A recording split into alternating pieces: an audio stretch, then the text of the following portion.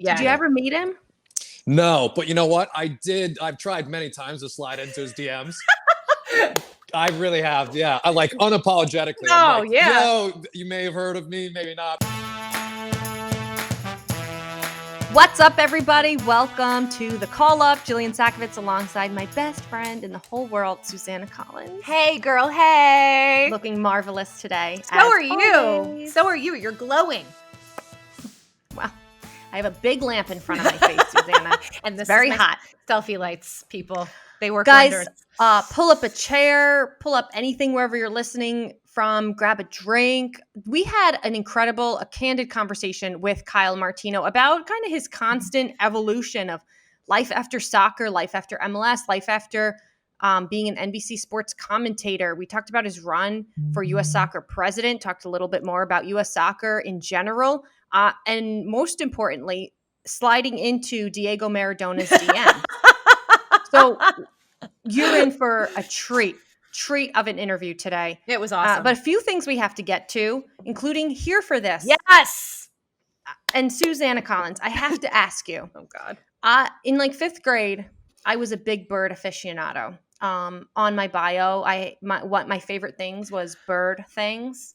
I had bird wallpaper in my room. Wow. I was a really cool kid. I am learning so much about you. So maybe you know where I'm going with this one. I think I do. During the Miami New York Red Bulls game, and guys, don't turn it off yet. We have the next step in this. We're not just telling you the story, but an owl did bring its dead prey onto the field, and it was a gorgeous yellow bird. And of course, I was sitting there like, is that a chickadee? Jill, you're a loser. Stop. But the fascinating part in this is it caught so much steam. I mean, I think I saw this thing on Deadspin. It was all over Twitter. The New York Red Bulls have put an owl on both sides of their handles on Twitter. But they have also now gotten an official owl, like as part of the team. You know, like there's what is it? Is it a hawk in with LAFC? What is that? Oh yeah, it's the hawk that they send around. Yes, well now in Toronto they New do York, it too. Yeah, the New York Red Bulls have an owl. Where do you fall on this? Okay, so no, not here for any of it. So I am ordinarily, Jill, you know, I love animals. I am a huge animal lover. But when it comes to birds of prey, specifically owls, of prey, I am terrified, absolutely terrified of those things. Their heads swivel all the way around. They got those talons, those eyes, like they spook the crap out of me. And when I saw the initial owl content that MLS was generating with this like disturbing image of the owl with its, catch dead bird, it was horrifying. And then to find out that the Red Bulls have like adopted this like kind of like scrappy looking terrifying owl, I'm just like no. Can I tell you a little bit more about this owl that they adopted? Sure. La la la la la la la. Susanna Collins, that is not appropriate during Here for This.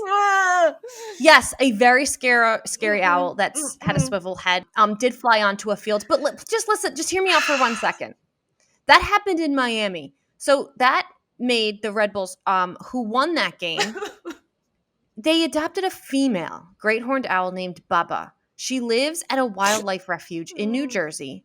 And she was rescued in 1990 after she got tangled in a soccer net. Oh. She suffered injuries, but has managed to live a fantastic life. If you would like to adopt an animal from Cedar Run Wildlife Refuge, there's owls, raccoons, a skunk, eagles, hawks, turtle, or more. You can log on and do so. Cedar Run Wildlife Refuge. Should we get a call-up animal? As long as it's not an owl. Jill, you take the owl. What about a toucan? I'll take the turtle. How about a turtle?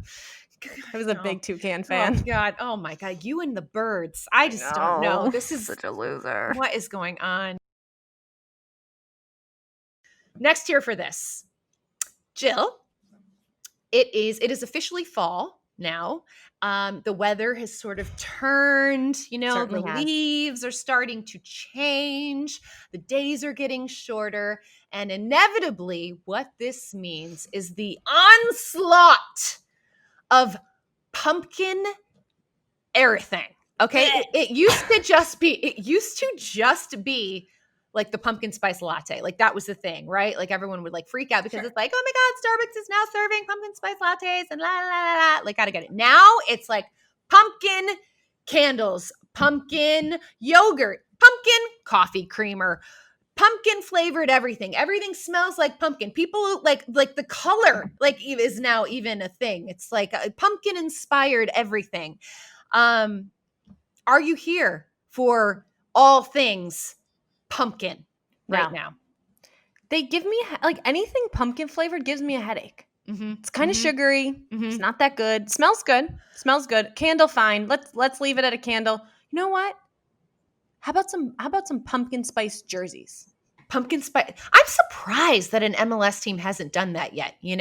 Sort of like Jillian. I think you might be on to something, girl. You got time. You got time, people. I'm totally with you. Only September. Love the smell. I do like pumpkin pie, but I leave it at that. Okay. Too much pumpkin, y'all.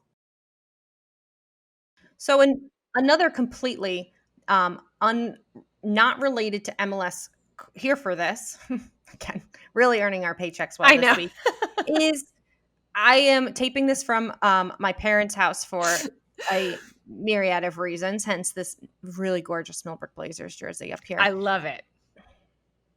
And I walked in the house. I was here for 2 minutes, and they're arguing about tomato sauce. They're arguing about it. Lou apparently really loved this Rayo's tomato sauce that he got at BJ's. And it's, huge and cheaper at BJ's, but he went to the grocery store and a can was $6.79. And so my mom was like, oh, did you get the Rayo's sauce that you like so much? He goes, no, $6.79. And Sherry's like, her response was, who cares? You're retired. You've worked hard your whole life. If like you dumping some sauce for $6.79 on your pasta is going to make you happy, like why don't you do it? Comes down the stairs. Jilly, really, seriously? Would you spend $6.79? And I'm like, Dad, that's cheap. I thought it was like $8, Rayo's tomato sauce. I'm like, I don't know, Dad. That sounds really expensive. Sure. What is with this Rayo's? They're not the only people I keep hearing talk about Rayo's sauce. Rayo's is not a sponsor by the way. I have to tell you. So number one, I could talk about Sherry and Lou Sakovitz all day because I adore them, and this whole thing is just adorable to me. Number two, so I've been pronouncing it wrong. I always thought it was Rouse, but apparently it's Rayo's. But Jill, it is the best jarred tomato sauce you will ever have. It is so good. And in Brooklyn, where I am, this is $9.99 a jar. And I buy it. $6.79 is a deal. I buy it every single time because once you have the Rouse, whatever it is, there's no going back. You cannot go to Ragu. You can't go back to Prego. You can't go back to even Classico. Like it is Rayo's or nothing because it is that good. It's worth every penny. I am Team Sherry on this one. Lou, treat yourself, Lou. And that's a message to our listeners. If there's something, this has been a rough year. There's something a little bit on the fence about. I'm not telling you to buy the Bentley, but if buy the nicer sauce. Treat yourself a little bit. The arrabbiata. It's a little spicy. Oh, mwah. All right, well, time now for our AT&T 5G call to the field, and we are super pumped because today we are bringing on former MLSer. He has 8 caps for the U.S. men's national team, and let's just be honest, the best head of hair in soccer, Kyle Martino. Kyle, thank you so much for coming on. Well, thank you. Not much anymore, though. It's like getting very, very gray very fast. It's been an evolution for you, the hair. I feel like the whole quarantine thing. I saw Alex Guerrero's of the Cooligans giving you a buzz at one point. Terrible buzz, by the way. His Don't fault, ever not let that guy guide you in a haircut. I wouldn't really let him guide me in many much. That's probably a smart call. Yeah. Pizza. Guide you to pizza is actually his one saving grace. Yeah. He may have guided us to hosting our own podcast, Susanna, because we were on theirs a couple times together before. Don't give him credit for that. You're right. You're right. He's going to be intolerable. Too much. Well, Kyle, we're gonna switch things up a little bit with this because we want to have a little fun with you first, just sort of like an icebreaker. So we want to get to know, because I'm very awkward and Kyle Martino, socially open. We think that for our awkward guests. Don't worry. Exactly. So we're gonna just throw some sort of questions at you just to get a sense of like who you are, like who is Kyle Martino. So for the first question is the first soccer player that made you think that is what I want to do. Diego Maradona. Good answer. I mean, I knew I couldn't do it, what he was doing, but not many people can. Yeah. I was like, who the hell is that? Mm-hmm. What on earth is that guy doing? And why is it balletic and raw and incredible? And, that's what a left foot's supposed to be used for. That's amazing. Yeah. Did you ever meet him? No, but you know what? I did. I've tried many times to slide into his DMs. I really have. Yeah. I like unapologetically. You may have heard of me, maybe not, probably not. But like, I've got this like haul of 10s. I'm trying to collect some of my favorite 10s of all time. I'm trying to, if I can, not only get them to sign it, but obnoxiously get them to sign it to me. And I've gotten some of the good ones, and like I'm sliding into his DMs, I would say monthly, being like, all I want's your jersey. This is amazing. Sign to me. Who do you have so far? Yeah. I've got Del Piero, I've got Totti, I've got Pele. Wow. I had Nash, but someone stole it. And I don't want to hit him up again. Steve's become a good buddy of mine. It was the only basketball number 10 I was going to allow is his Lakers jersey. And he wrote the funniest message on it. Oh, no. But someone stole it. That's heartbreaking. Steve, if you're listening, Diego Maradona, if you're listening. That's it. We need some signage. That's it. Yeah. And Roberto all we're Baggio. Asking for. Roberto Baggio. And then I'm good. This is a good collection. Yeah. Well, and Marta. And then I'm good. Yeah, that's another good one. Okay. She just got to put a little kiss on there too, and it was just really sign it. All right. Not big asks. No, not big asks at all. Unrelated. Last movie that made you cry. Oh. I mean, it's probably anything I've seen recently. Last movie that I remember this. I was on a plane. What was that movie?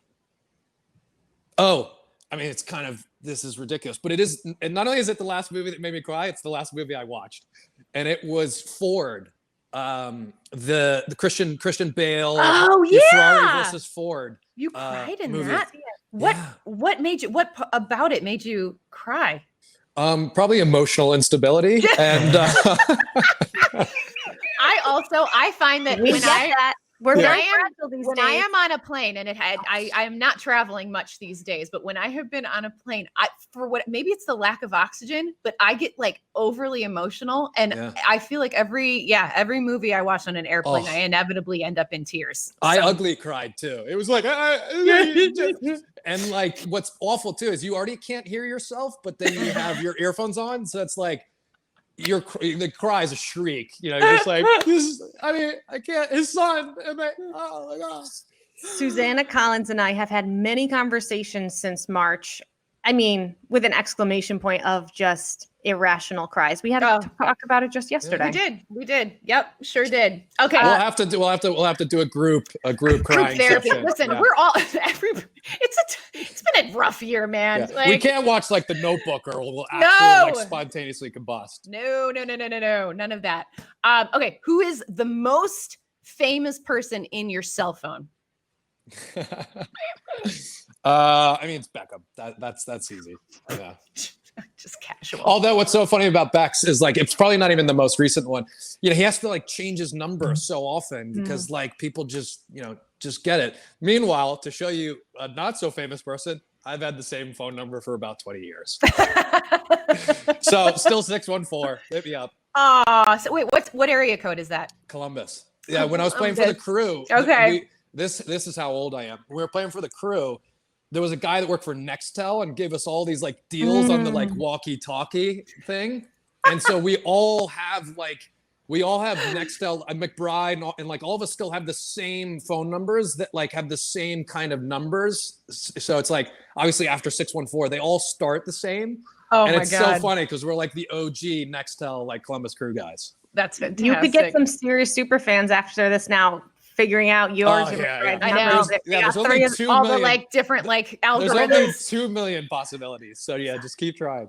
Kyle Martino, when is the last time you were nervous? I was gonna say right now, but before right now. The last time I was nervous, I mean, God, I feel like I'm nervous constantly, but the last time I really was nervous was at my daughter's soccer game. At my daughter's first soccer game, which happened recently. I like had butterflies unlike I ever had as a player. I was first off, I was worried because I was going to meet myself as a sports parent and like soccer dad, and I was really worried who I was going to meet.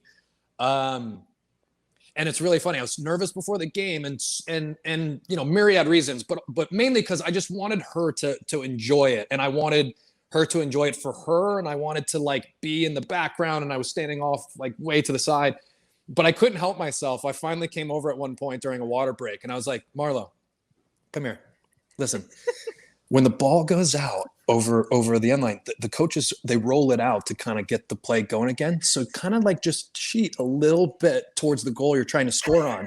And I was like, just give it a try. And I walked back, and my daughter Marla goes, my dad's got a great idea. And I was like, oh my God. I was like mortified. I was like, all the parents are like, they hate you. They're like, get this guy out and of she here. she also left out a lot of choice words where what she relayed was like, my dad said when the ball goes out, just cheat and go that way and score goals on that one. And I was like, oh my God, I'm gonna die.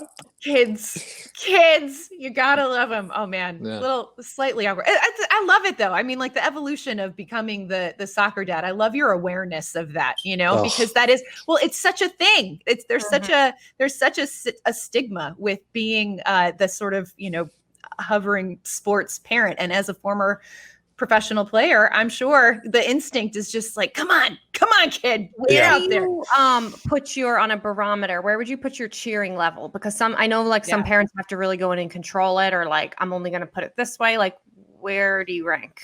So like 10 being you're obnoxiously loud and like and go and your crazy? Parent who's like needs to go. Yeah, like that's. I mean, I think I'm hovering around a 5. Okay.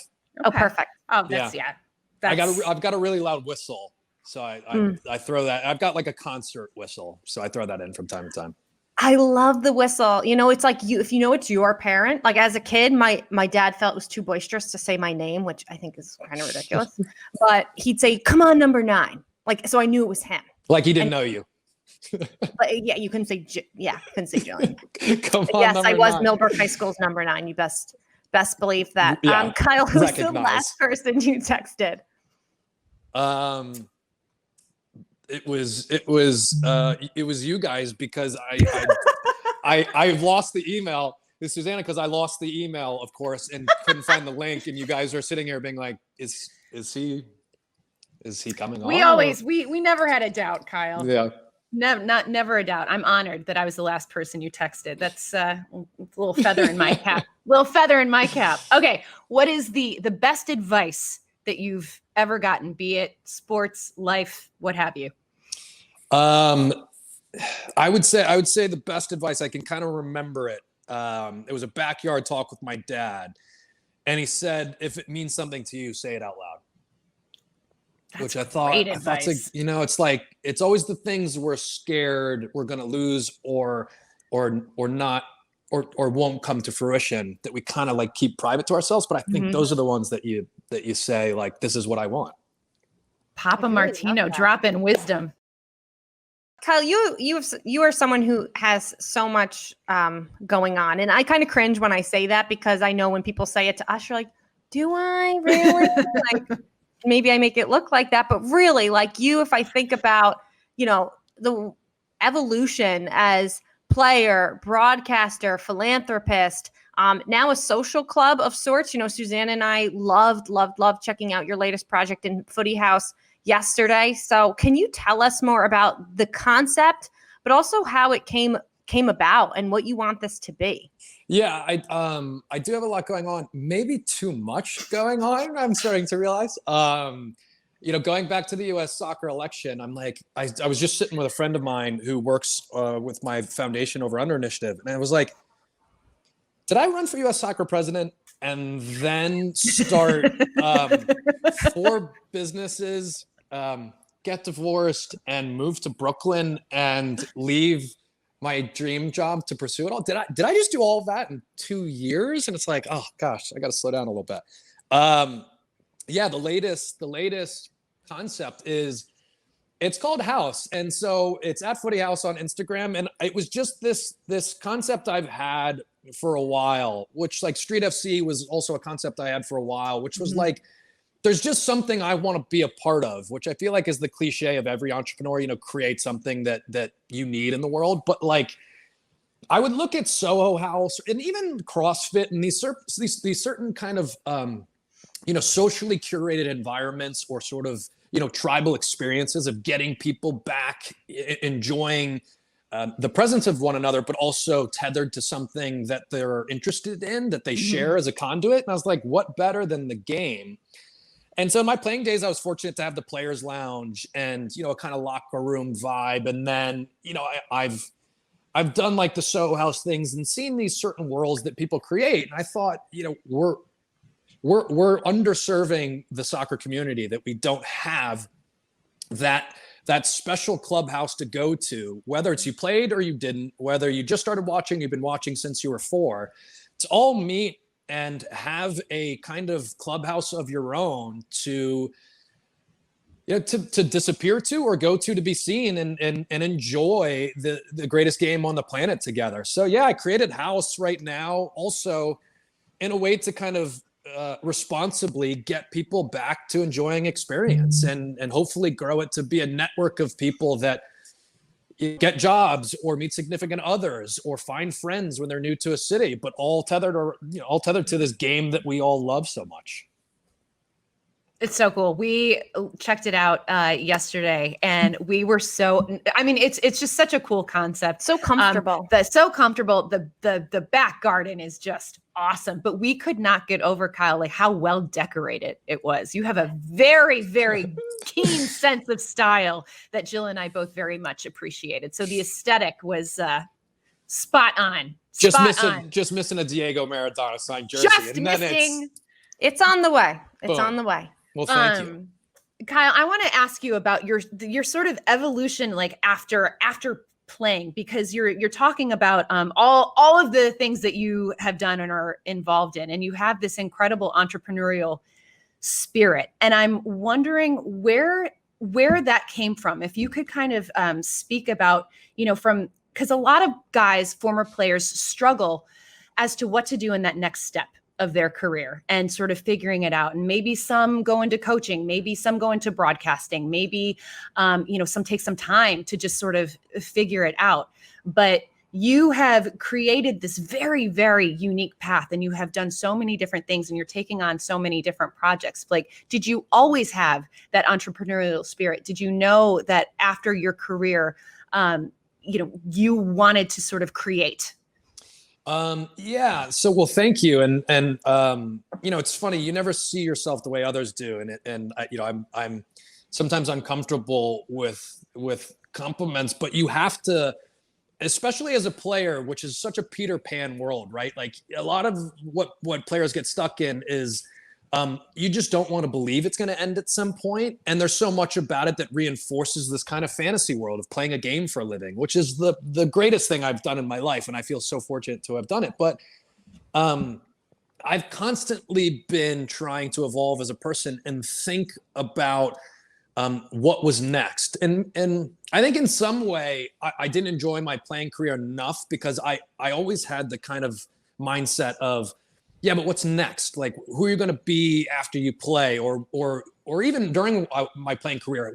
When are you going to get on the national team? When are you going to get to a World Cup? So I think there's a good part to always trying to figure out and sort of self-audit and iterate on who you are and what you want to be. But then it's all a balancing act of making sure you're in the moment and present.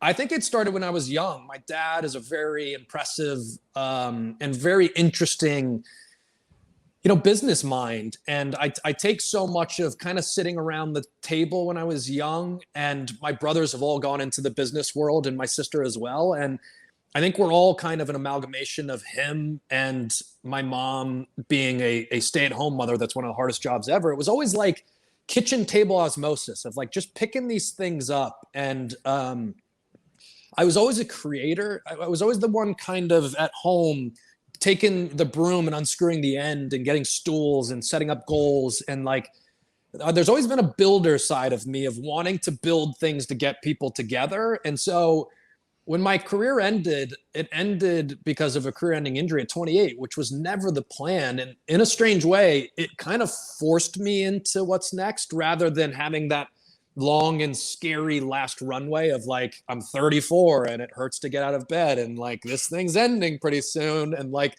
young kids are sprinting by me and I don't look that great out there. Like I never got to have that moment. So I think the entrepreneurial spirit I have is one part my upbringing and the environment I had. It's one part my mental health issues. I think struggling with depression, I run a lot of programs in my head of constantly thinking about what I could do and why something's not built the right way, or what could be a different version of something, or how do I get people to enjoy this? There is a side of that I do those things because sometimes it's lonely and scary to be there with your own thoughts. And, I think that's a positive side that sometimes comes out of my attempts to assuage anxiety and other issues I struggle with. And then the last piece is like, I just look at soccer as this incredible gift. I'm fortunate to have played for a living, but the gift really is that I fell in love with the game, and like to be a fan again and like create businesses and opportunities that are now about enjoying it from a fan lens as opposed to being the one putting on the entertainment. Like I feel fortunate to have been able to find this lane again. I think, something, whether you're a broadcaster or a soccer player, never being satisfied is something that is agonizing, but also I think on the other side of the coin, it's probably what made you who you were in striving, whether that was an athlete or whatever. It's hard to live in the moment. I think naturally we just kind of strive for the next thing. Kyle, you mentioned your parents and being around the kitchen table. Just off of a Wikipedia search, we saw you're born in Atlanta but raised in Connecticut. Could you tell us a little bit about the life of Kyle Martino pre-MLS?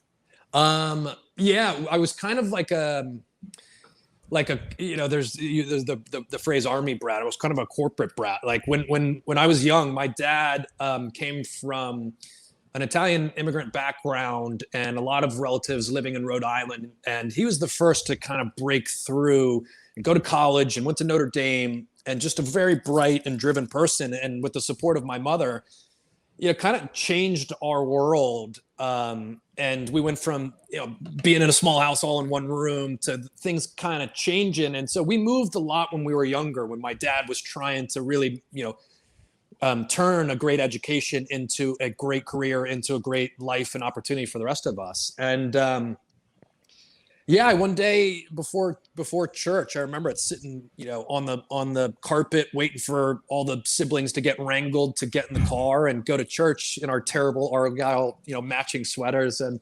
I remember flipping the channel and it was Serie A in a different language, like on that weekend. And like, I was probably 7.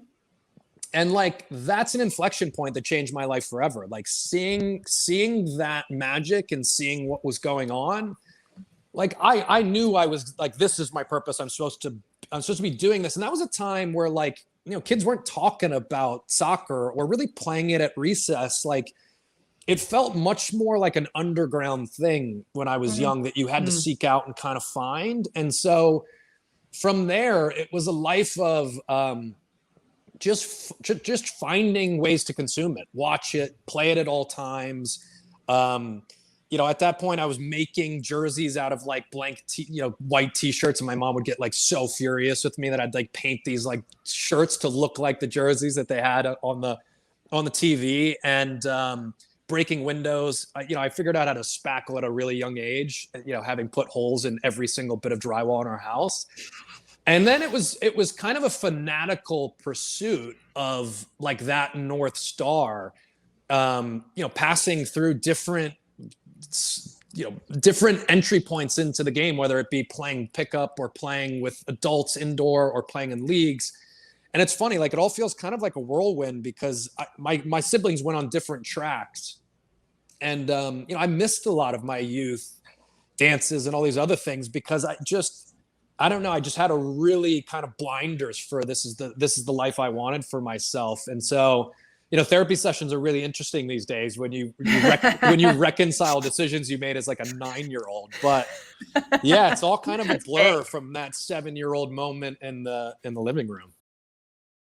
Kyle, I want to take it back to your MLS days. You were drafted by Columbus in 2002. Still have the Columbus phone number. Love it.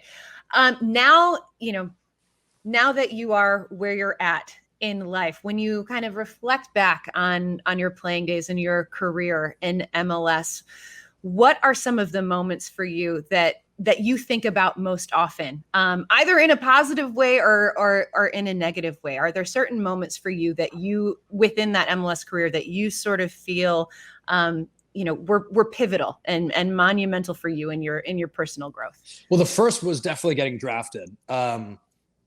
I remember it really well. We were in Italy with an Olympic team trip, and there was a handful of us. Brad Davis with that year. I think Jose Burciaga and there were a few others. There was a handful of us that didn't go to the combine because we were playing with the Olympic team. So we didn't have the natural kind of draft experience of being there and then finding out and going up on stage and all that.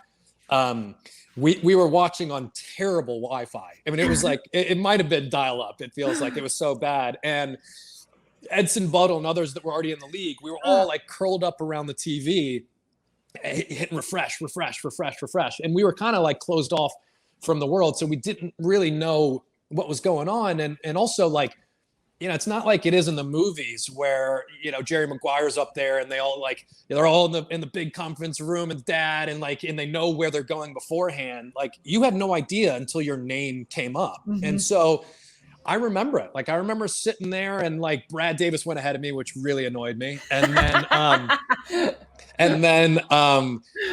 and then it was like Columbus next pick, and Edson Buttle was like, how cool would it be? And we're childhood friends. He was like, how cool would it be if you came to Columbus? And like refresh. And I think someone in another room had like a better signal than us. And they were like, Martino's going to Columbus. And I was like, what? So that was the first big moment of like, it's real. Like, I signed a Project 40 contract, but that, even though that was like, okay, you're gonna end up on a team. It only felt real when that name came up, Kyle Martino, Columbus Crew. And like the idea that all this backyard play, kicking against the wall and making those goals and taking the broom apart and like sitting there that morning before church on Sunday, the idea that turned into like a dream becoming real, like I get goosebumps now. Like that's one of the most amazing moments. I don't want to be hyperbolic or cliched, but it's like when my daughter was born. Like it literally was like the birth of like your dream coming out, and like I get to do this now, and like I get to take care of this career, and like it becomes this thing that I'm now always going to have in my life. So that was big. The Rookie of the Year thing was really cool. Sorry, Brad. And then getting my first call up with the U.S. national team. It's like, when I think about my career, those are like, okay, one step. I became a pro. Like if nothing else happens, like, holy cow, someone paid me to play soccer. That's insane. Like I never thought that was going to happen. And then Rookie of the Year is like, whoa, of all these incredible players, like me, like that was like, wow. And I'm also bad at the fake clap when you don't win the award. Like I'm the like, forget this. Like I want to recount, and then when I got that call that I got called in and Bruce was going to bring me in to get my first cap, like, there's so much more I wanted out of my career. And I see all the faults. To answer your other question, I see so many moments that are like my ankle injury against Cameroon at the Confederations Cup, some of the decisions I made to leave Columbus and all these, I can pick out all the bad moments, but like, if nothing else happened, those three things make me feel so grateful and so happy when I think back on my professional career. As you should. And let's fast forward, because you mentioned Bruce and the national team. Like you said, you only ran for president of U.S. Soccer 2 years ago. What was that like? Kind of, how did that idea come about? Were there people like kind of being like, Kyle, this is like, who was into that? Because it was such a pivotal year for the U.S. People were really down on the team. People obviously still are down on the team at times. And I guess how would it look different if it was run by Kyle Martino? I'd have a lot more gray hair. That's for sure. I'd probably be bald, actually. It'd be like the president. No! No! Yeah. I mean, you've seen how I've aged with the Premier League, and I loved that job. So I remember how it started. I was there as a fan with the American Outlaws watching that game that night. Like I was there. I was, one of the fans, like gripping my beer, like I was trying to strangle it. Like I was like so worried that what inevitably happened was going to happen. I think everyone had that prescience or maybe that paranoia in the room that night of like, I think that our worst nightmare is about to happen. We're going to watch a World Cup without our men in it. And that's not the moment that I decided to run. It was in the aftermath where I was watching interviews and I didn't hear any of the issues of consequence being talked about. I didn't see any accountability. I even heard, something along the lines of like, yeah, just 1 inch the other way and we would have been fine. And it was like, oh, no. Like, the fact that we don't realize this is a symptom of a much bigger issue and this is a systemic failure that is going to affect us for many more cycles, whether we realize it or not. I also was privy to a lot of the issues going on with the women's side. Qualifying for the World Cup for the men actually might have been the bigger mistake, right? Because the women kept succeeding and now we all are seeing some of the things that were happening in the background that we should have been really scared about, but most weren't privy to because somehow they kept succeeding even though we weren't setting them up to. So that's the moment I thought, I didn't think I should run. I thought someone's got to run. And this back channel began that a lot of former players, both on the men's and women's side, we kept picking up the phone and like, I'm sorry, I'm not going to be coy, but they don't know that I would say this, so I'm going to kind of keep their names. And I think you could kind of imagine who they are. I mean, they're the biggest personalities, the biggest players, the legends that care so deeply about the crest and did so much to advance the game that they said, And I tried to get, and there's one name I can say because I publicly said, I tried to get Julie Foudy to run. I first was calling and saying, listen, you guys don't want me running U.S. soccer. Like I ultimately am someone that cares deeply about this and I've got ideas, but there's someone better than me out there. And I think it's you. And so we all kind of kept passing the buck. And one of the reasons that U.S. soccer is broken is none of us could afford, whether that's literally financially or simply the way that the architecture is right now. No one could afford to step forward without making remarkable sacrifice. And so one by one, everyone kind of said, I would if I could. I'll help where I can. And a few of them, pointed it back at me and said, listen, like, you do it. We'll be there. So I sat with my ex, absolutely remarkable person. Eva said, listen, I can tell, like I was staying up at night. I had this amazing job that I loved. And from that pulpit, I tried to make a difference, but I just felt it wasn't enough and made a really dramatic decision to leave that job.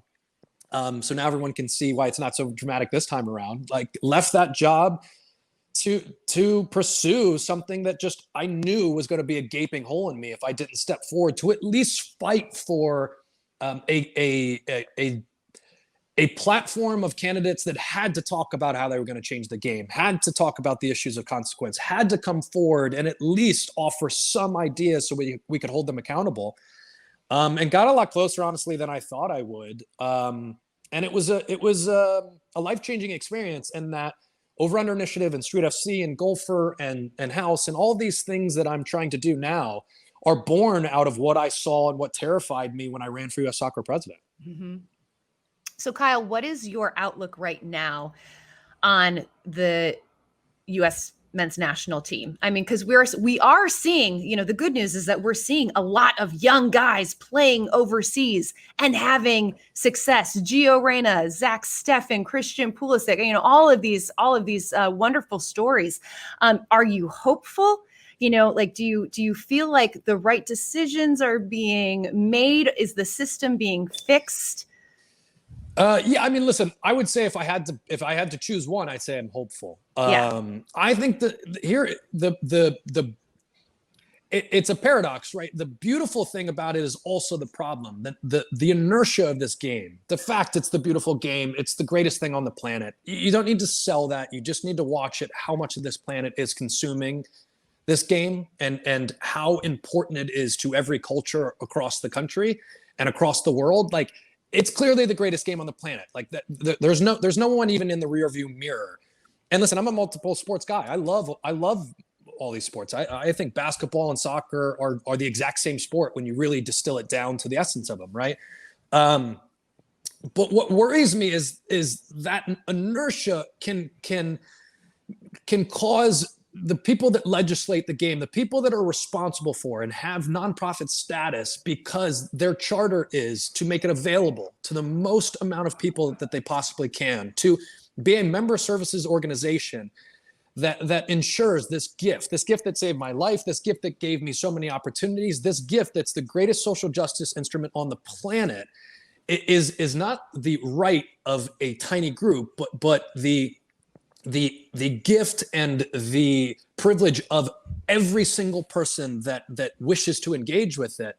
That's broken in a really, really big way. And the Weston McKennie stories and all these, like, I get goosebumps thinking about watching Gio play. And I was texting with Claudio the other day being like, dude, this kid's amazing. Yeah. And I can't imagine what it's like as a parent, him sitting there and Danielle sitting there watching this kid play the way he's playing.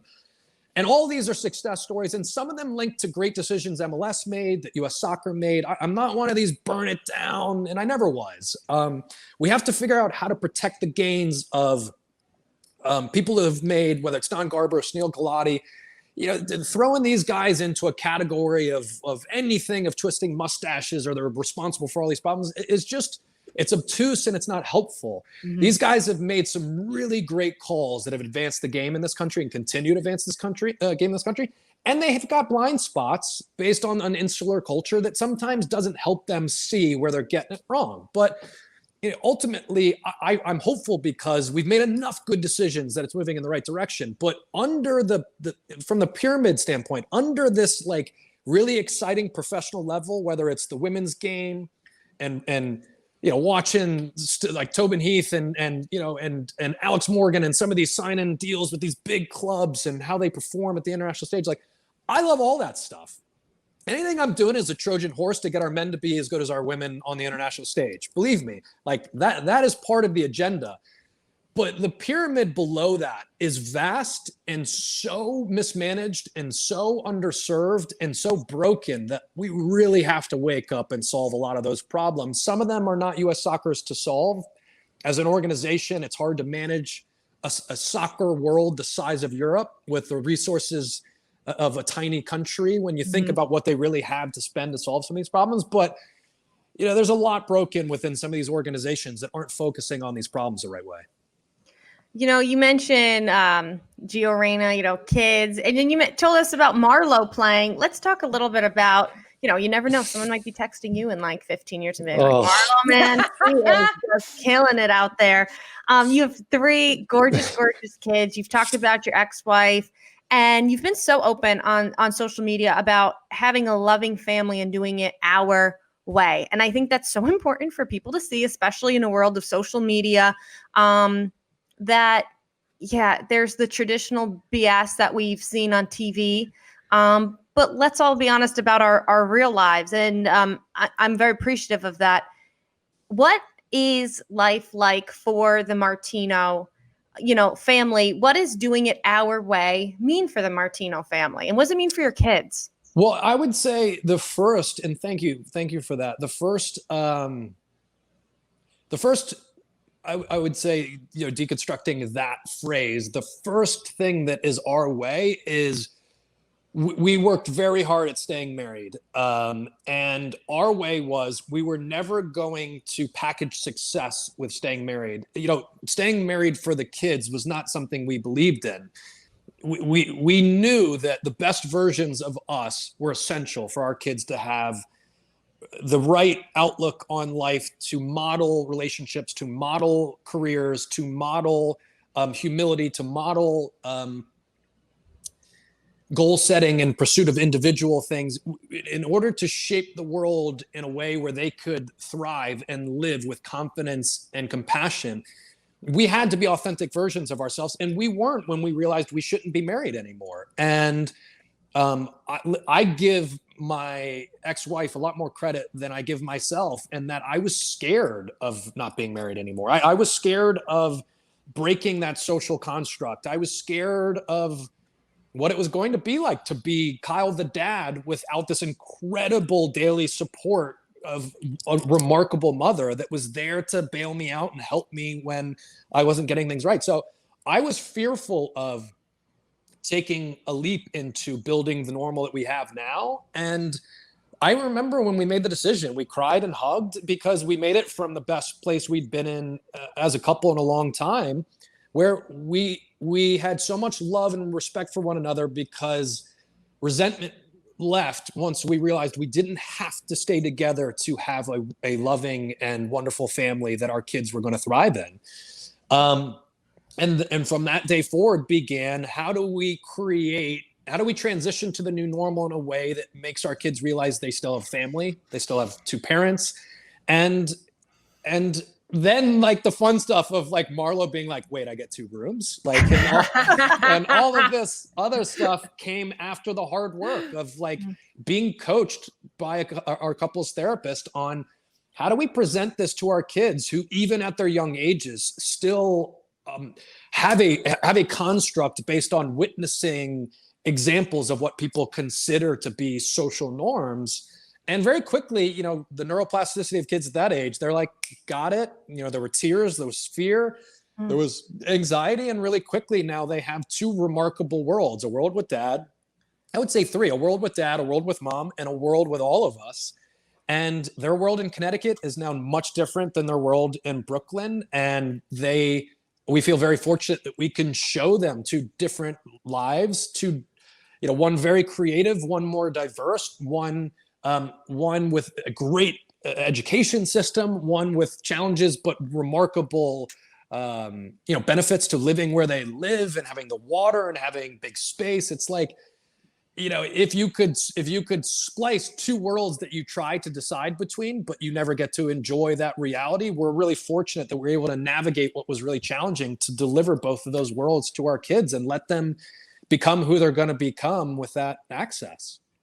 Yeah, it's inspiring, because I think ultimately, you are going to be raising just very well-rounded, accepting human beings who, will have empathy for other people in other situations. And so I think, Jill and I have talked about it a lot. We just certainly tip our cap to you and Eva for the openness and for making it okay. Cheers to that. Seriously, just making it okay. Kyle, I have one last question, just from like a broadcaster's perspective, because like yesterday we're all hanging out at Footy House watching Liverpool Arsenal, and like all of a sudden it dawned on me, I'm like, oh my god, yeah, like there's Rebecca Lowe, and those are his former colleagues, and now you are just a fan.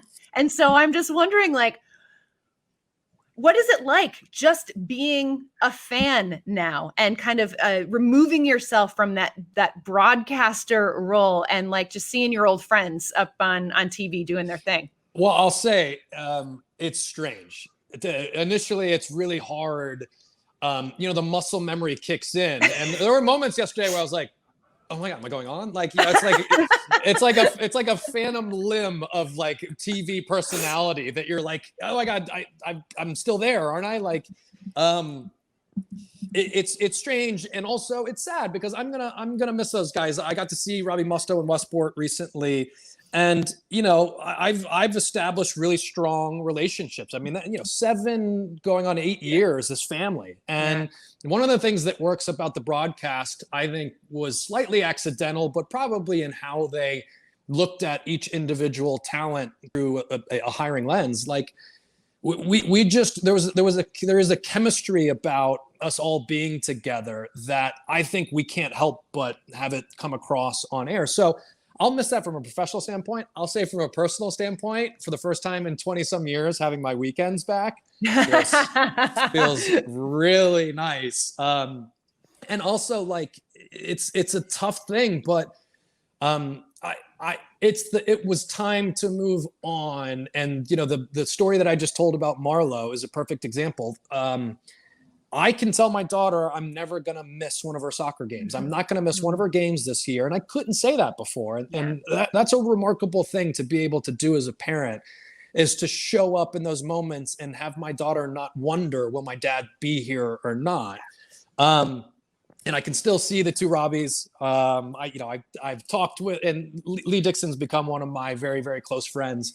I've talked with Arlo, I've talked with Graham. It's like, we all stay in touch. There's Slack channel, or there's WhatsApp channels that are still running, and they're the greatest team in sports. I honestly, I believe it. There's only a fleeting and everyday less and less nepotism linked to that. I sit there, and I sat there with you guys this weekend, and I sit on the couch every weekend and say, what an honor to be a part of an incredible team that is just so much fun to watch, because they deliver something that makes it fun to watch the game every weekend.